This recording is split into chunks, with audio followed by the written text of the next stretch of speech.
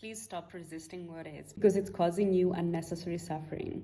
This morning, as I was taking my usual walk, it started raining. An older version of me would have been immediately annoyed because I would have felt that it's interrupting my walk. Now I can't take my walk. I didn't bring an umbrella. I would get annoyed by the rain, even though it's not something that's under my control. That would have ruined a significant part of my morning. But that has changed. So this morning, as I was walking and it started raining, I was like, oh my gosh, it's raining. I did not feel anything. I did not react. I did not get annoyed. I thought about my options instead. I asked myself, what should I do? Should I go back? Should I find shelter? What should I do? Because there was no shelter around, I decided to go back. Thankfully, I wasn't too far from my home, so I decided to run back home. I ran back home, changed into dry clothes, and the day continued. There was no annoyance whatsoever. In the last 2 years, I've learned to accept what is. I've learned to accept life as is. When something is happening, I let it flow because it's happening. There's nothing I can do that can change that.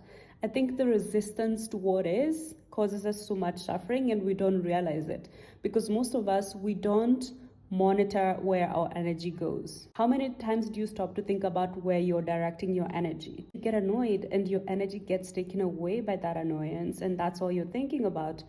Do you even notice that? Like, how many of us notice that? Because I never used to notice that. Like, little things would annoy me and would affect my state of being, but I didn't notice that I was allocating my energy to all of these little things that did not matter, and they were all affecting my state of being. This I learned to let go and accept what is. I've had so much peace and freedom. Now things don't take away my energy. Something might annoy me, but I deal with it there and then I move on. Last week, I was walking. I got splashed on by a driver.